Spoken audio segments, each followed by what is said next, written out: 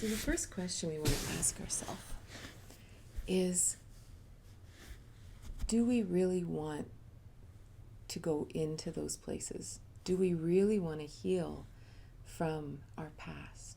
And that seems like a weird question, but our intention is everything. Every single thing we do hinges on whether it's something we really want.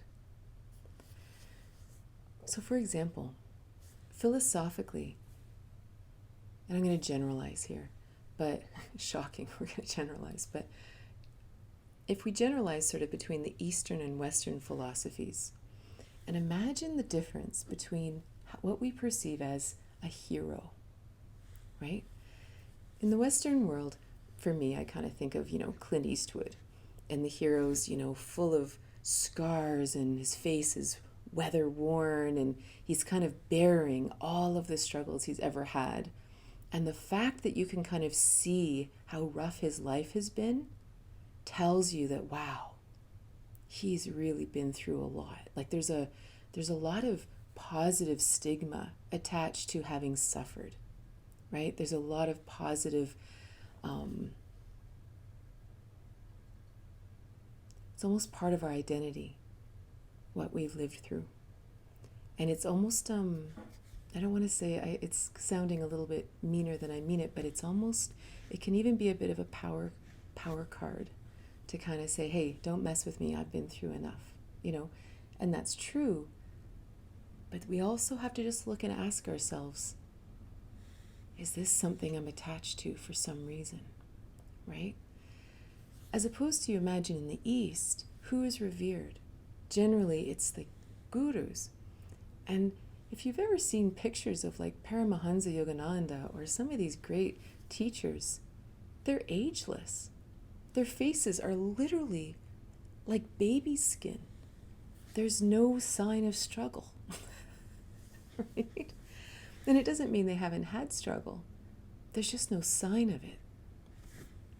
And this is a very interesting contrast in the hero's journey, in the question of what we believe life is all about. Is it about accumulating badges? Is it about that? Or is it about truly letting them all go? Right? And it's just an important question, because what if our deepest philosophy says, no, well, I still want to remember, like I want to know this happened, so that it doesn't happen again, or so that, tends to be a bit of anger in there, right? So it's just a question. It's just a personal question.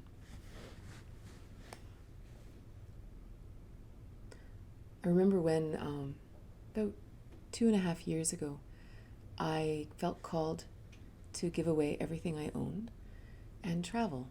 My kids were grown, I was single, and my work was all online, teaching online or writing books and things like that.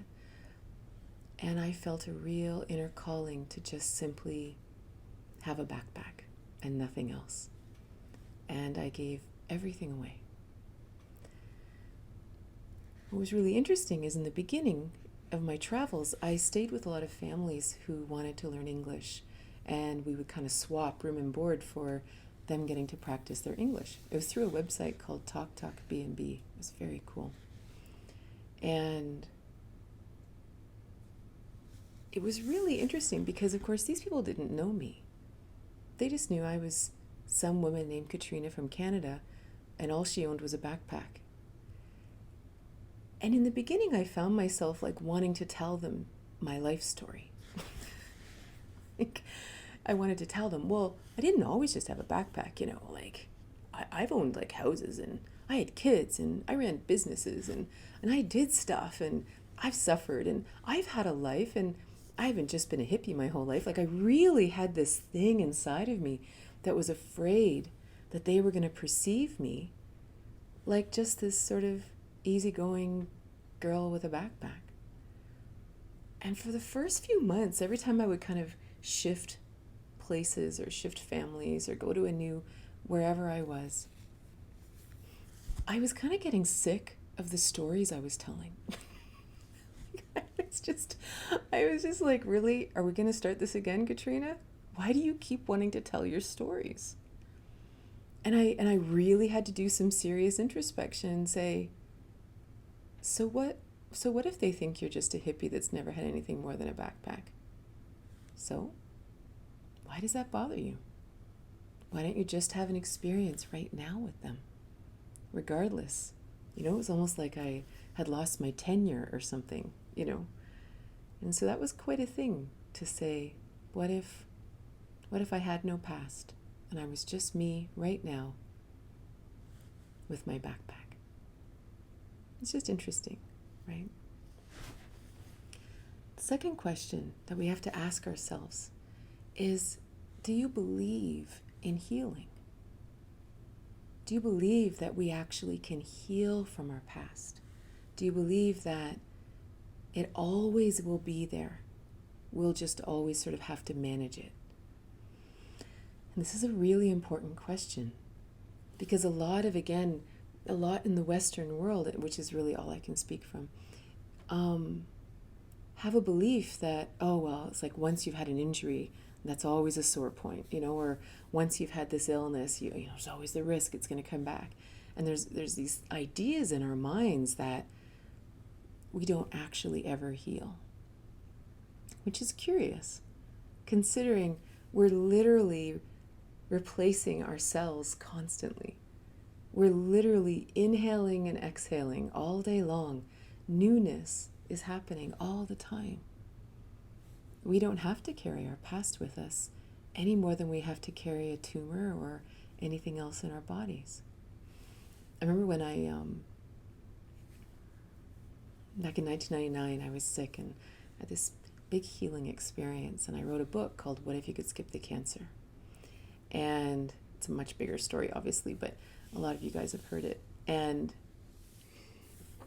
so I was doing this research about spontaneous healing because it was really interesting. Like, people would go in who had cancer, and they would go in for surgery, and they would open them up, and they would just be filled with cancer.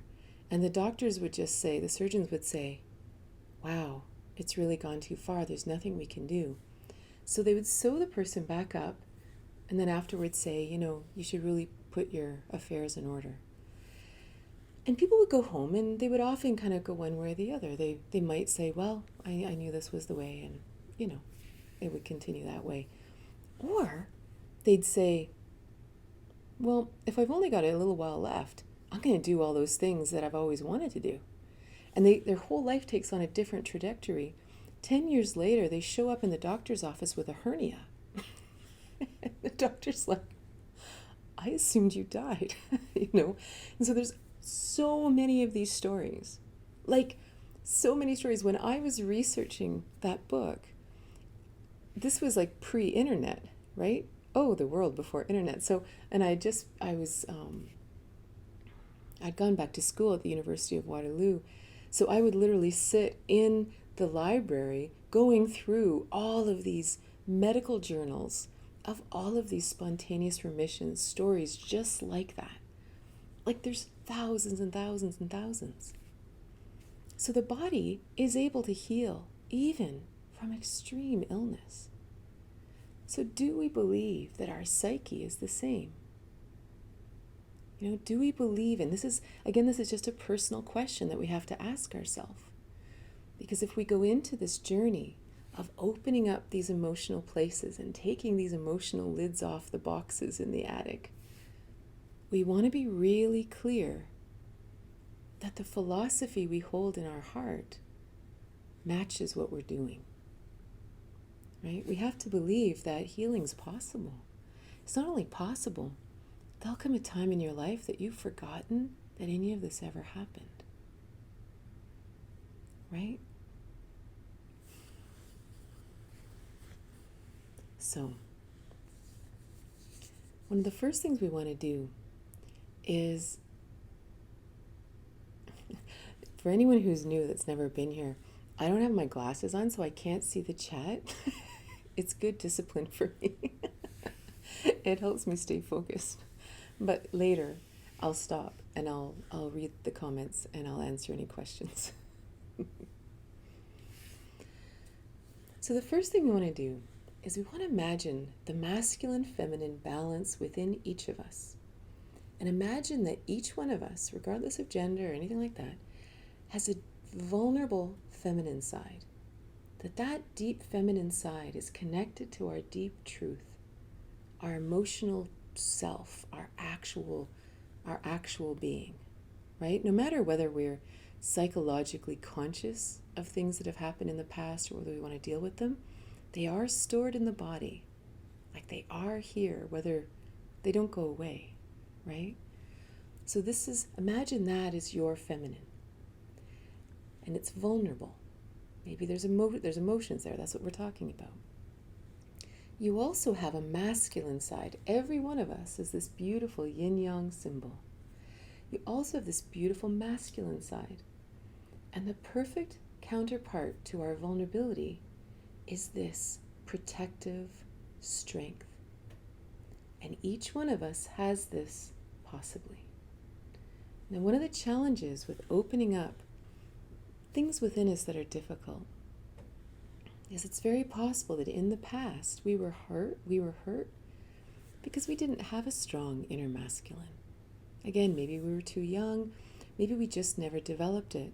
We have a lot of historically we don't understand the masculine and feminine. We don't understand how they blissfully work together to create happiness and wholeness. So I just want you to imagine inside, and again, this isn't gendered, but just imagine this masculine, strong, still space. Almost like holding space for yourself. Before we ever dive into anything deeply emotional that we've had to bury for some reason in the past, we really want to make sure we have the equal strength of the masculine.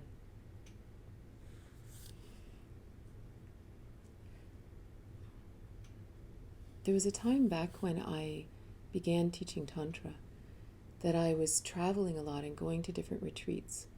And I would go to all kinds of retreats just trying to understand the community and who was out there and what was going on and how I think I really wanted to know how I fit into that larger community.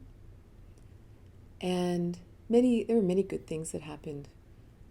But one of the big downfalls I saw in a lot of the retreats and what happened was, and I don't think it's with ill intent, but this is my perception, is what would happen is the facilitators, their intention was to create this strong masculine container, so that when people came in, they felt safe to be vulnerable. And so they would open their hearts, they would just cry and scream and do all kinds of things and just release all these things. And at the time, you think, oh, this is a really good thing. This is really healthy because they're getting into those dark places. But then, because of course you make a lot of friends at these, and I would talk to them later, and they would go home and fall apart. The relationships would fall apart. Everything would fall apart. They'd say, my family doesn't understand me. They don't support me. They don't understand what I'm going through, and all these things. And I kept watching this. And, as the years sort of went on, and also I started really diving into this masculine and feminine balance within myself. And I realized that I really disapproved. I really felt this was incorrect. Because what was happening is they were holding this strong masculine container, but they weren't strengthening the strong masculine container for those people. And then those people are wide open and psychically and emotionally bleeding, but they don't have a strong masculine to bring them back to wholeness. So this is why here, before we even look at this, it's really important that we have that strength within us, that we are that strong masculine for our feminine. And we never go into vulnerable places that we ourselves can't support ourselves through. Right? It's not about, oh, I feel safe around you, I can say this. It's like, no, you have to feel safe around you so you can say this. You need to have that strength. That's what we all want to do. right? So again, before we ever go into that attic and start, shaking boxes, be really sure that we're centered.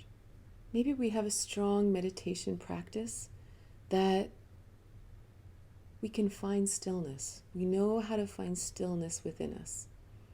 Maybe we have some tools like journaling, or maybe we even have a good friend or a counselor that if I end up diving deep and it opens up Pandora's box, I'm just a phone call away from somebody to help, right? To really make sure that's real, because life isn't about being all off balance. We don't have to open these things before it's time. Remember there used to be a question. It's like, I don't know. I must have read this like 30 years ago, and some woman said, how can you go to bed at night so desperately in love with your husband and wake up in the morning furious with him because he ate crackers in bed? And my sense of that at the time, and how it relates to this, is that when we have issues within us that are actually boiling under the surface, they will stay under the surface until it's safe for them to rise. Right? So she went to bed so in love, feeling so safe. Now she was able to look at some of the things that were actually bothering her. So it's really important to listen to ourselves through this and say, do I feel called to open this or not? Do I feel like I can do it? Okay.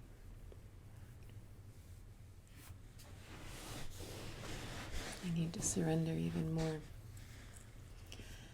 So that's another part of it is part of that stillness, part of that strength also comes from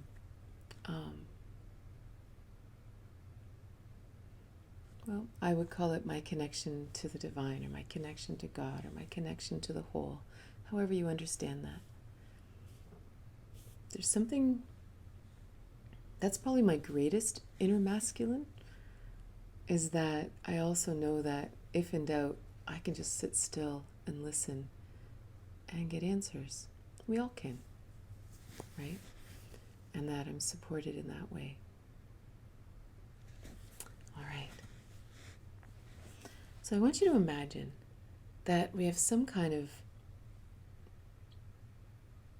issue from our past that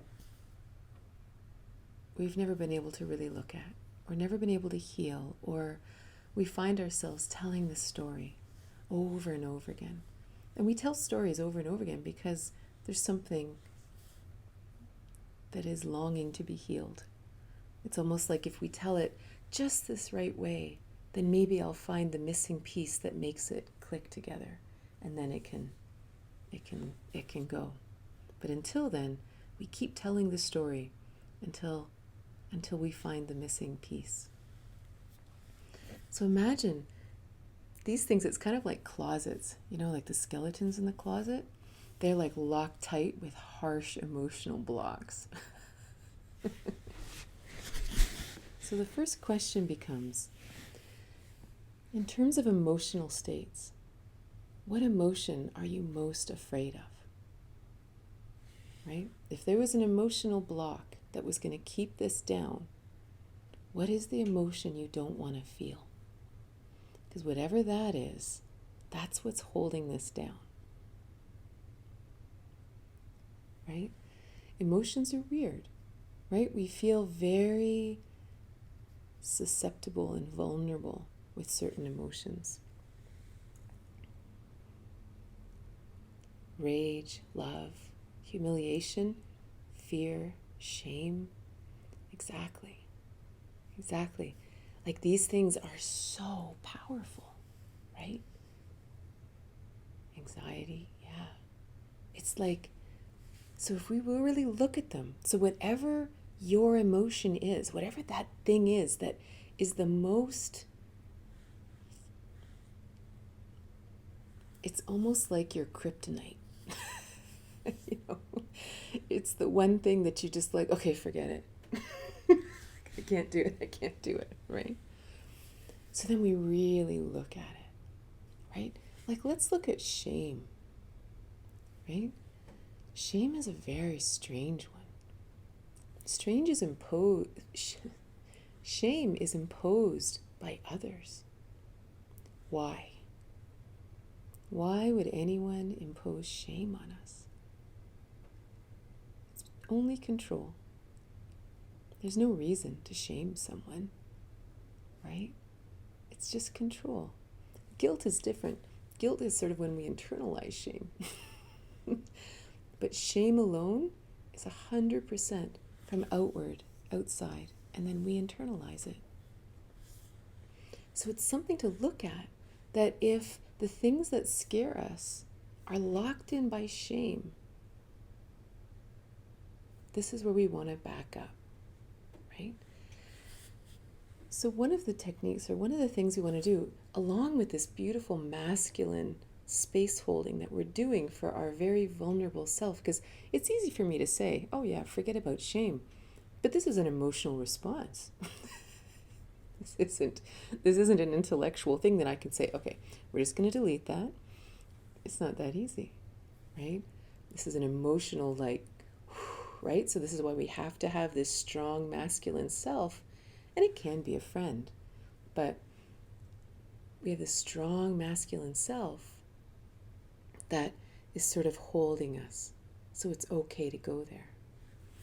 But the other piece we want to bring into that is, in yoga we'll call it the witness mind, right? Or we also call it the Vijnana Maya Kosha. And I'll type that out without my glasses, so this will be good. Vijnana Maya, no. Vijnana Maya Kosha. And this is a aspect of the human being. Like, if you imagine, there's the body, there's the mind, there's the prana, the pranic body, the pranamaya kosha. They all have kosha names. And then there's Vijnana Maya Kosha, which is sort of this beautiful aspect of ourselves that is this witness mind. And it is pure love, no judgment. And it's just this sort of kindness for self. Beyond Vijnana Maya Kosha is Ananda Maya Kosha. Ananda meaning bliss. And this beautiful sheath, which is what kosha means, this beautiful sheath, this witness mind, this part of ourselves holding space for ourselves, is actually our connection to bliss as well. Anyway, that's a whole nother topic. But so when we have this Vijnana Maya Kosha, this pure kindness, no judgment, and just only love for self. Now imagine that. Imagine your inner child, your inner being, right? And you have this beautiful, loving cloak around you. That is you. This is 100% the human experience. It's not something I give you. It's not something we listened. It is you already. It's already there. So you have this beautiful thing. And now we ask our inner child, or we ask that vulnerable self, okay, what are you afraid of? What's going on in there? What happened? Let's look at that. And there's no judgment. There's no anything. And we're able to look at the whole picture. And the beautiful thing is we're also looking at it as an adult, right? We're looking at it later. Oftentimes the things that completely tormented us as children, or even in previous lifetimes, and I don't mean past lives, we can bring in past lives, but sometimes I think, I'm 51, and I got married when I was 23. That woman who got married at 23 was a very different person than this woman. We were the same people. But she was terrified. She had all kinds of philosophies and shoulds and hopes and fears and anxiety and shame and all kinds of stuff. So all kinds of experiences from then easily got locked into my psyche because I didn't know how to fix them. I didn't know how to change them. I felt I had no choices. But now I can look back, almost 30 years later, with a very different philosophy, with a very different presence of mind, and be very compassionate to my previous self, and very compassionate to the people around me who I considered my oppressors.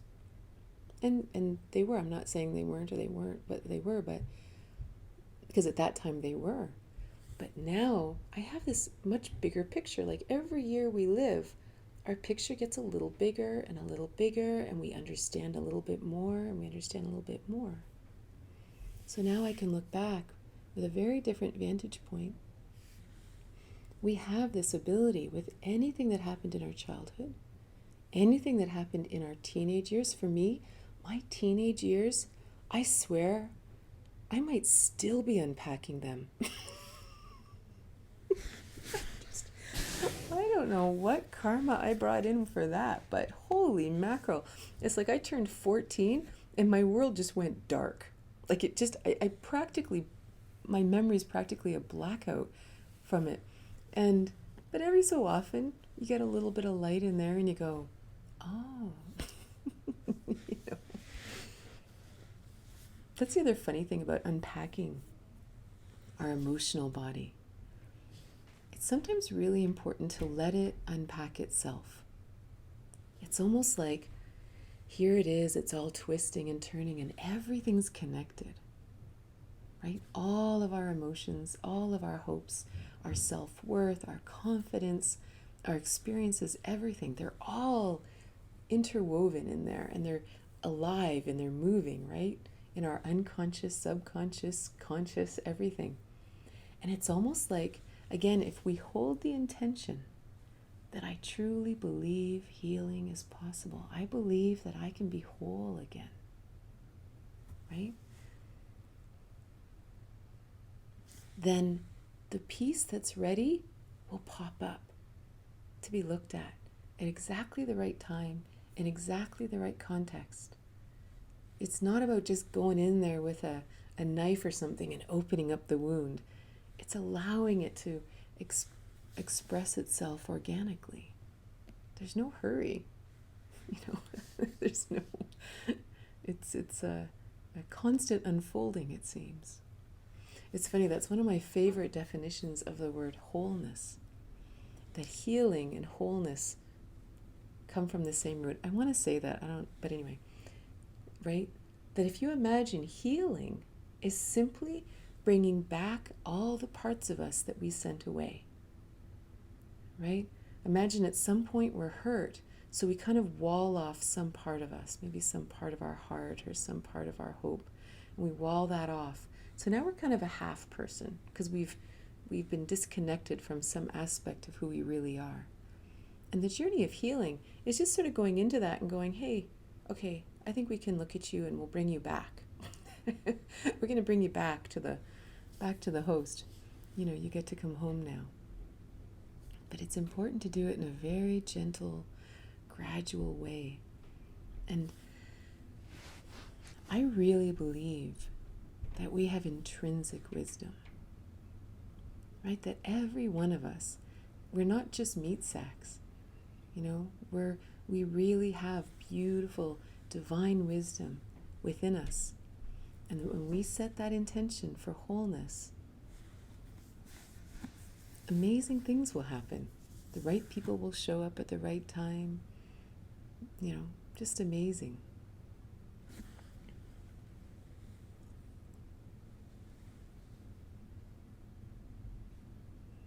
How do you manage to be compassionate to your oppressors?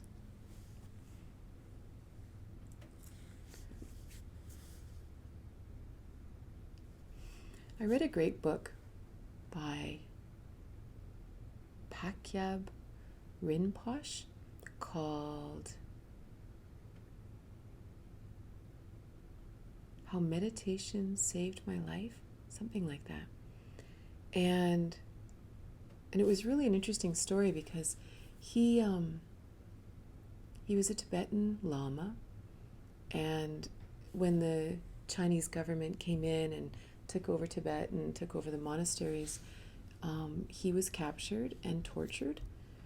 And then he came to America, came to the United States, because there's a hospital in Manhattan for the survivors of torture. And so he came, and his leg was all gangrenous, and it was really awful. And so, of course, he had, at one point, he had to tell his story about what had happened when he was captured. And he was trying to kind of make light of it because he could tell the people were really serious and they're really upset. And he didn't want to upset them because it was kind of a gory story. It was pretty awful. So he was really light about it and silly and kind of told jokes about his torture. And the people were really upset. Like, they kind of thought he'd kind of like lost a nut or something, you know, that he wasn't quite right because he was telling jokes about this. This isn't funny. And so in his book, he talked about how he was so intrigued with this oppressor-victim idea that we have in the West. And he said he never considered the people who captured him or tortured him or held him as oppressors.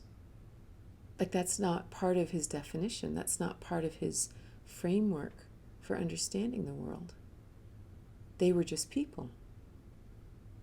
And they were doing their job and they were just doing whatever. But he didn't consider himself a victim of torture. He considered himself, they did torture him, but that's just, it's not his framework. Whereas over here, this is part of our framework, right? It's every Walt Disney movie. This is the bad guy, this is the good guy, here's the savior. It's the victim triangle thing. This is intrinsic to our deepest philosophy of relationships. And I really had to take some time to digest this concept. Like, what if there are no oppressors? And it's a really hard thing to fathom.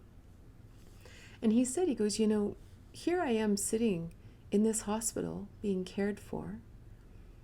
He says, but those men who tortured me are still there, and they're living in hell. He said, who's the victim? And this is so interesting to me. Like, when I think of the people in my life who I felt very oppressed by and hurt by, and I was hurt. It's not I felt it. I was hurt by them. But I wouldn't want to change places with them. I wouldn't want to live inside their skin. You know, so I'm not so sure about this whole victim-oppressor thing. You know, and it's a very interesting question.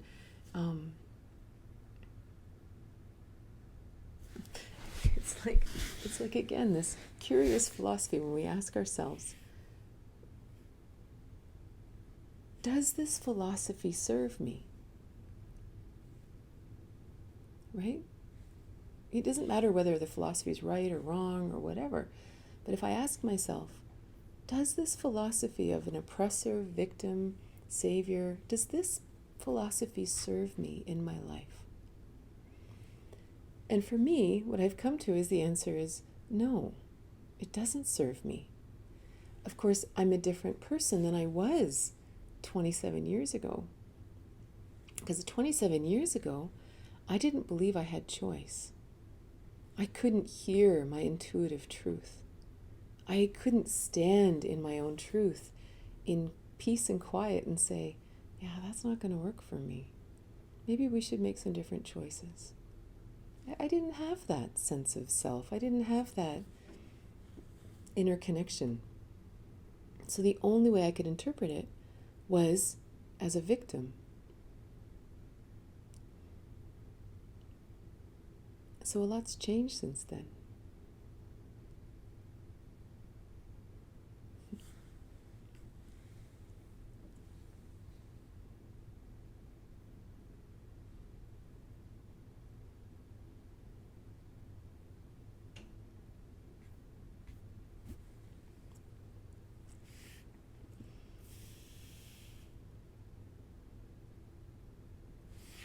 So some of the things also when we back up and we look at the big picture and we look at the things that really live within us that are, they're sneaky, right? They just sort of rise up and they kind of sometimes take our feet out from under us, right? So again, now you imagine you back up into this witness mind, this beautiful, loving, non-judgmental Vijnanamaya. I just like saying Vijnanamaya Kosha. I think it's like the coolest word in the whole world. So I just like to say it. So imagine you have this perspective and you look at this being, this soul that we are, and you say, why does this torment you so? Why is this so hard to look at? Or maybe why is it so hard to find a solution? What is going on here? So at this point, it is interesting to kind of look at this soul from a larger perspective.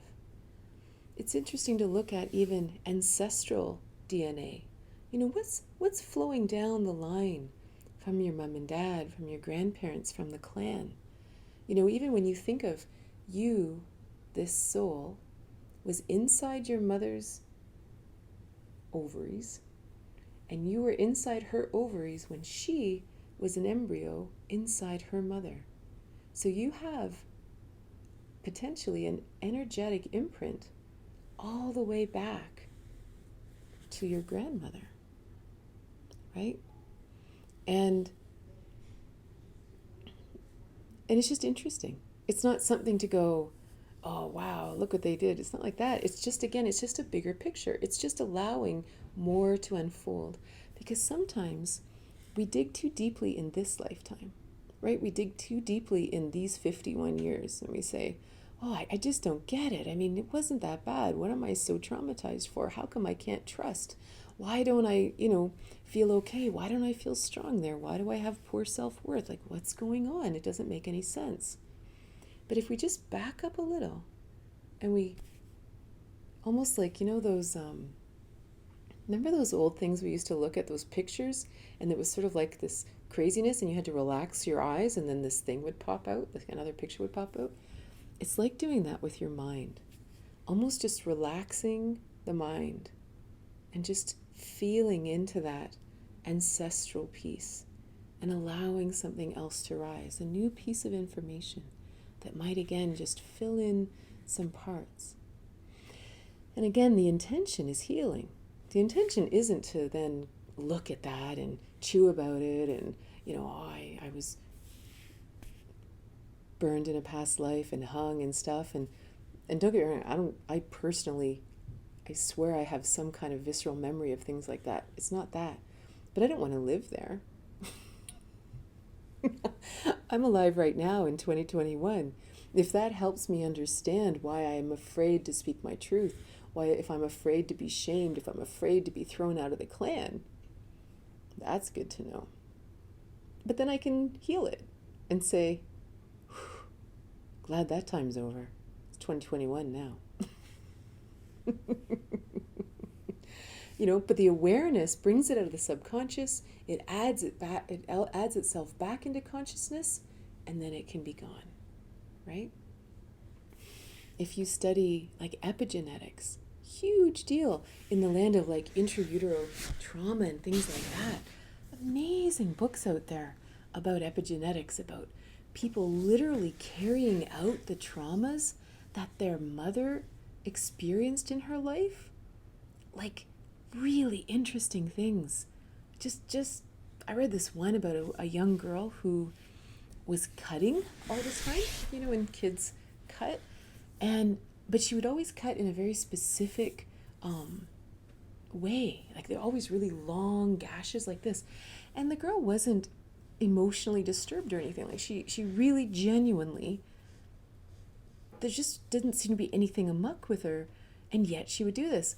And then she got studying with, they went to a psychologist who was into epigenetics, and eventually it turns out there was a story that the mom, when she was a young girl, I don't know whether she said something to her dad while they were driving, and her dad had to slam on the brakes, and the girl went flying through the window and got cut exactly in the same way that her daughter was now doing this. Just, and again, it's not about staying with the story. It's just going, oh. And as soon as the story is there, you go, and you can exhale and you can let it go.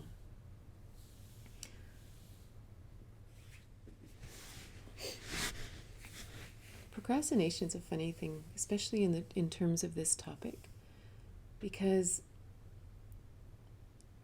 sometimes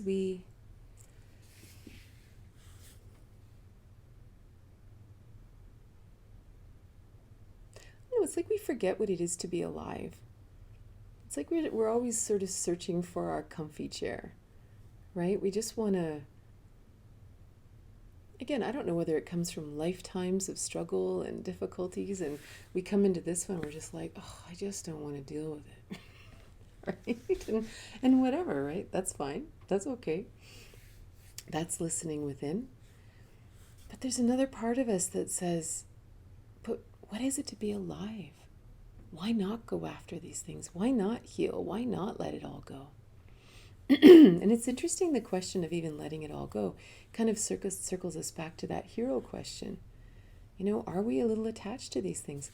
Like, can you imagine right now just having a blank slate? Like, can you imagine never telling a story from your past? Total blank slate. I'm going to tell you a weird story, and I feel kind of funny telling you this, but years ago, I used to own this train station that I renovated into a wellness center, and it was very cool. It was my favorite place. And a woman came up from the States to teach a workshop for me. And, so she came to the station, and it was this weekend workshop, and we worked around and we did stuff, and it was all lovely and smooth and wonderful. And she was staying at my house and in my apartment, and it was so hilarious because my daughter and I had this tiny little apartment, and we didn't even have, we had a one little bedroom that was like an office, but we actually had roll-out futons. So every evening we would roll out the futons and we would sleep in the living room, and then we would roll them back up and put them in the closet in the morning. Well, most of the time. And so it was great. It was kind of like this perpetual sleepover. My daughter was about 17, and so I had this teacher staying with us, and she brought people. So all of a sudden, we're all just sleeping in the living room like this huge slumber party, right? So we're hanging out for the night and, drinking a bit of wine or doing whatever, right? And all of a sudden, and there were other people there who knew me, including my daughter, and my daughter starts talking to her about, I don't know. Anyway, it came up that I had had cancer, or that I'd been a farm wife for 17 years, or that I'd nearly died in both my children's births, or all these different weird things came up over the night. And at the end of it, the teacher just said to me, she said, I had no idea. She said, I assumed you'd sort of had this really easy peasy life because you're not stressed out or something. And it was really interesting. It spoke to that, because I forget things now. I don't remember much. And again, I feel funny telling you this. It sounds, I don't know, conceited or something. I don't like telling the story, but it really is something. Can you imagine someone not knowing your past?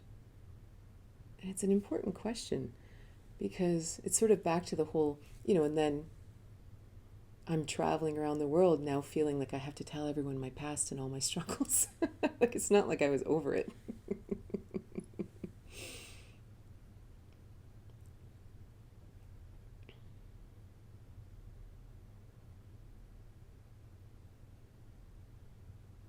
What's your best tip if you can't sleep? Wow, isn't that the magic question? Honestly, I don't know. Especially right now, I feel like there's so much going on in the ethers. It's like we're processing at 100 miles an hour. And the dreaming. Like a lot of times I wake up in the morning and I feel like I worked all night. I don't know what I was doing all night, but I feel like I've run a marathon, and I'm not alone. My friends, especially people who are sensitive, psychic, intuitive, everybody seems to be working pretty hard through the nights, and sleeping is not easy. So I wish I had a better answer.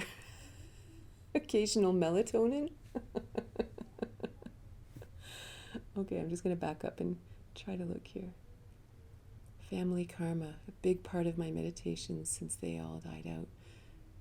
It's so important. And to really consider even family karma as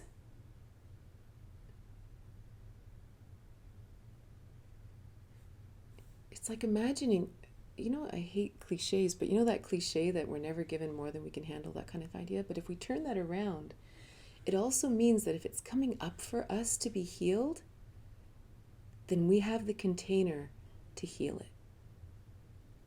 And that's really powerful. Like, that's a real place of strength. We don't have to be afraid of it. We don't have to bear it. We can let it in. We can let it move through everything it has to move through, and then totally release it back. And it's a very important thing, because I think a lot of that is happening right now. I have a challenge of dreaming bigger things in my life, or allowing myself to change, allowing myself to imagine.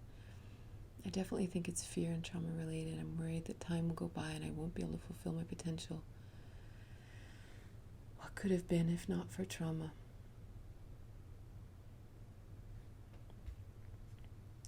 So back when I was sick in 1999, at one point, I went through a period that I would read the Bible, and it was kind of hilarious, right? Because I actually had huge bones to pick with the Bible and the religious and the Christian church, and it was a funny story in the land of things popping into your life just when you need them. And it was so funny because it sort of began with, I had married, the man I married, he belonged to a very fundamentalist Christian church. And he used to come, the minister used to come and visit us because we didn't go to the church because of me. I'm not the most popular person in the family, let me tell you. And so the minister used to come to try to bring us back into the fold, right? And he liked to talk to me because my grandfather was a minister and my uncle was a minister, so I'm not really afraid of ministers, and so he could actually have a real conversation with me. So when I was sick, so I had these lumps growing in my breast, and I was going through all of this deep, dark night of the soul, introspection, difficult time. And previously he'd come to visit, and he would say to me, "Katrina, can I pray for you?" I'd be kind of snippy and say, "Yeah, when you leave." I really had some issues with the church. And so we already had sort of this issue going on between me and the minister.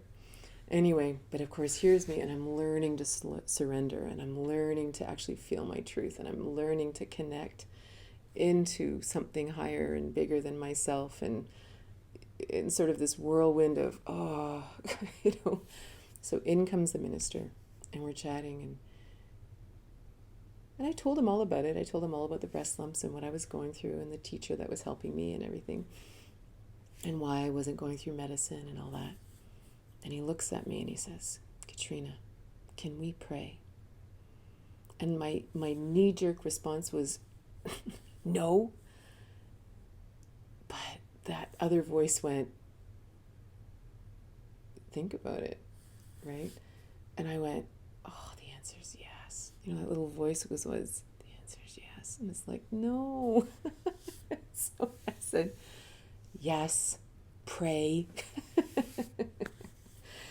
Anyway, so while he prayed, as much as I don't want to admit it, my entire breast and the lump vibrated, just vibrated. I was so angry. It's just like, and so anyway, he leaves. The next day, my friend calls me, who again, hardcore fundamentalist Christian. She and I had battled about this for years. She calls me one day. She calls me the next day, and she goes, "How's it going?" And I said, "Oh, the minister came over last night." I told her the whole story, and she says, "Katrina, the Lord's chasing you down. You'd better go get your Bible." This is a long story if that get to another point, but I like this story. and and I was like, and that was it. So I hung up on her, and then like 3 hours later, this friend of mine from university called, who had gone back to being a Seventh-day Adventist after a life of sort of drugs and difficulty and stuff like that. And he's like, "Hey, how's it going?" And I said, so I told him the story of the minister, and he says, "Katrina, the Lord's chasing you down. You'd better go read your Bible." And this isn't a big religious talk. This was just my journey at the time. And so I'm like, ah. And the next day, I go to Jim, my teacher, who was helping me through the illness, and I'm lying on his table, and I'm just mad as all get out, right? And I'm like, "You wouldn't believe what happened, blah, blah, blah, blah, blah." And he walks in with a Bible, and he goes, "I think you better start reading this." Anyway, so I started reading the Bible every day, because eventually, I'm a little stubborn, but eventually I do listen. So I started reading the Bible. And one day, I read this parable of the talents. And in the parable of the talents, it's all about, it's been so long, so I'm gonna really wreck this, but basically there's this, wow, I'm really gonna wreck this, okay? So this is, just take this 100% metaphorically. There's a man that owns a vineyard or something, and he has these different servants. And to each servant, he gives them a different number of talents. To the one servant, he gives them like 5 talents. Another person, he gives 3, and he gives another one 1. So and he says, "Take care of these." And when he left, the one with the 5, worked really hard and actually built the 5 into 7 more or something like that. And the one that had the 3, just kept them really close but protected them or whatever. And the one that had the 1 talent was so afraid of upsetting his master, he buried the talent. And when the master came back, he looked at the one that had used them and gone out and done stuff with them, and he said, "Excellent," and he gave them more. And the middle guy, I don't remember what happened to him. But the third guy, the guy that had buried it, he says, "I can't believe you buried it." And he took the talent away. And I read this, and this is just in answer to the last question I read. But I was so afraid that my talents were going to get taken away. That if I didn't come out of my fear, if I didn't come out of my fear of other people's opinions, of shame, being shamed, of looking weird, of not getting along with people, being difficult, possibly causing conflict. Like, I don't like conflict. But if I didn't get over it, and I really, like you said, I felt like I was sitting on all of these gifts. At this time, the movie Good Will Hunting came out. And there was this classic scene where Will Hunting's this genius, right? But he just wants to kind of stay doing construction work with his buddies, even though he's like a complete math genius. And his friend Ben Affleck he said, "If you're still here in 5 years, I'm going to kill you," right? And Matt Damon's like, "What? What are you talking about?" And he says, "You're this genius. You've got something that all of us would love to have." And he says, "You're sitting on a winning lottery ticket and you're too much of a pussy to cash it in." And that went right into my heart and said, "Katrina, wake up. What are you waiting for?" It was just this. So 3 stories later, I don't quite remember the thing I'm answering.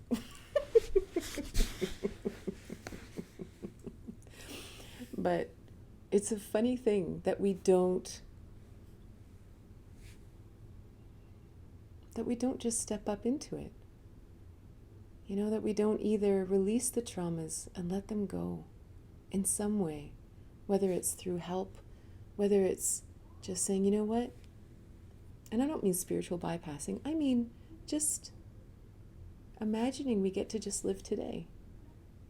And then stepping forward. Because sometimes we do use them as a way of not going forward. Like we say, well, it's because of the trauma. And it's like, is it? Or is it the fear of what people might think? Is it the fear of failure? Is it the fear of something else?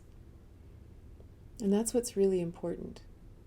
Because it just depends, I guess, how much power you want to give them. I was diagnosed today with a lung condition. Sorry, the chat keeps running away on me. Turns out, same as my mother, we'll compare later, feel sickness of being a victim, not a victim. There's so many beautiful options, right? Sometimes we even fear. We think, well, I can either do it or not do it. I only have 2 options. But the truth is, there's infinite options.